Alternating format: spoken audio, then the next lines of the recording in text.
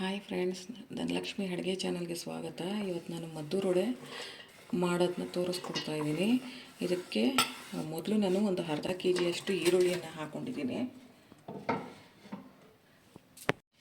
ಮತ್ತು ಇದಕ್ಕೆ 1 ಕಪ್ಪು ಮೀಡಿಯಮ್ ರವೆ ಹಾಕ್ಕೊಂಡಿದ್ದೀನಿ. ಚಿರೋಟಿ ರವೆ ಹಾಕ್ಕೊತಾ ಇಲ್ಲ, ಮೀಡಿಯಮ್ ರವೆ ಹಾಕ್ಕೊತಾ ಇದ್ದೀನಿ.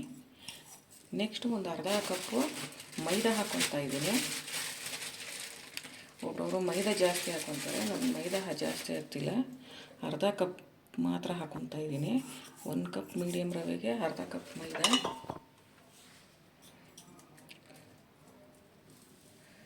ಮತ್ತು 1/4 ಕಪ್ಪು ಅಕ್ಕಿ ಹಿಟ್ಟು ಹಾಕ್ಕೊತಾ ಇದ್ದೀನಿ.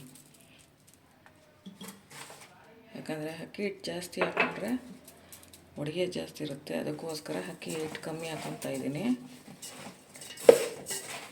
ಫಸ್ಟು ಇದನ್ನು, ಯಾಕಂದರೆ ಈರುಳ್ಳಿನಲ್ಲಿ ನೀರಿರುತ್ತೆ, ಅದಕ್ಕೋಸ್ಕರ ಸ್ವಲ್ಪ ನೀಟಾಗಿ ಫಸ್ಟ್ ಕಲಿಸ್ಕೊಳ್ಳಿ.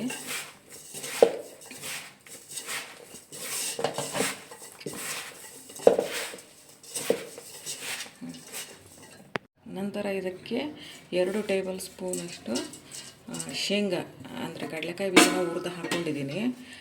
ಮತ್ತು ಸ್ವಲ್ಪ ಕರಿಬೇವನ್ನು ಆಲ್ರೆಡಿ ಇದನ್ನು ಎಣ್ಣೆಯಲ್ಲಿ ಕರೆದು ಇಟ್ಕೊಂಡಿದ್ದೀನಿ, ಅದನ್ನು ಹಾಕ್ಕೊತಾ ಇದ್ದೀನಿ. ಮತ್ತು ಇದಕ್ಕೆ ಎಳ್ಳು, ಒಂದು 2 ಸ್ಪೂನಷ್ಟು ಎಳ್ಳು ಹಾಕ್ಕೊತೀನಿ. ಇದಕ್ಕೆ ಒಂದು ಹಿಡಿಯಷ್ಟು ಬಿಳಿ ಎಳ್ಳು ಹಾಕ್ಕೊತಾ ಇದ್ದೀನಿ. ನೀವು ಬೇಕಾದ್ರೆ ಜಾಸ್ತಿ ಮಾಡಿದರೆ ಜಾಸ್ತಿ ಹಾಕೋಬೋದು. ನಂತರ ಶುಂಠಿನ ಸಣ್ಣದಾಗಿ ಕಟ್ ಮಾಡಿ ಇಟ್ಕೊಂಡಿದ್ದೀನಿ, ಅದನ್ನು ಹಾಕ್ಕೊತಾ ಇದ್ದೀನಿ. ಮತ್ತು ಒಂದು ಅರ್ಧ ಟೇಬಲ್ ಸ್ಪೂನಷ್ಟು ಜೀರಿಗೆ ಹಾಕ್ಕೊತಾ ಇದ್ದೀನಿ. ಮತ್ತು ರುಚಿಗೆ ತಕ್ಕಷ್ಟು ಉಪ್ಪು ಹಾಕ್ತೀನಿ.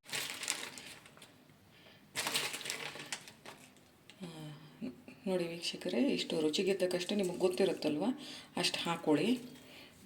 ಈಗ ಇದನ್ನು ಸ್ವಲ್ಪ ನೀಟಾಗಿ ಫಸ್ಟು ಮಿಕ್ಸ್ ಮಾಡಿ,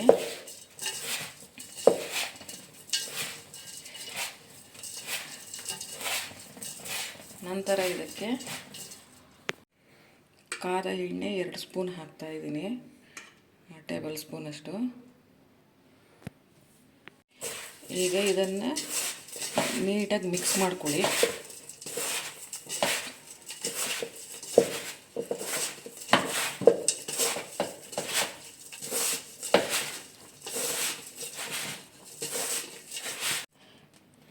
ನೋಡಿ ವೀಕ್ಷಕರೇ, ಇವಾಗ ನಂತರ ಈಗ ಮಿಕ್ಸ್ ಮಾಡಿದ್ದೀನಿ. ಈಗ ಸ್ವಲ್ಪನೇ ನೀರು ಸೇರಿಸ್ತಾ ಕಲಿಸ್ಕೊಳ್ಳಿ. ಯಾಕಂದರೆ ಒಟ್ಟಿಗೆ ನೀರು ಜಾಸ್ತಿ ಹಾಕ್ಕೊಳ್ಳೋದಕ್ಕೆ ಹೋಗಬೇಡಿ. ಹಾಕ್ಕೊಂಡ್ರೆ ಆಮೇಲೆ ಎಣ್ಣೆ ಸಾಕಾಗೋದಿಲ್ಲ ಮತ್ತು ಚೆನ್ನಾಗೂ ಬರೋಲ್ಲ ಅಷ್ಟು.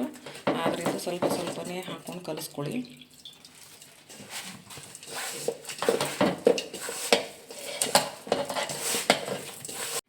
ನೋಡಿ ವೀಕ್ಷಕರೇ, ಇವಾಗ ಹಿಟ್ಟು ರೆಡಿಯಾಗಿದೆ.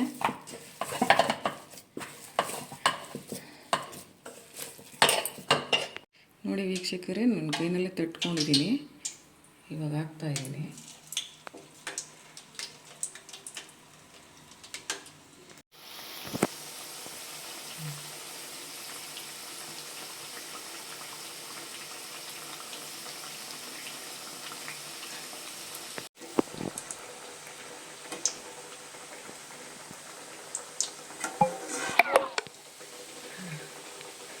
ನೋಡಿ ವೀಕ್ಷಕರೇ, ಈಗ ಮದ್ದೂರು ವಡೆ ರೆಡಿಯಾಗಿದೆ.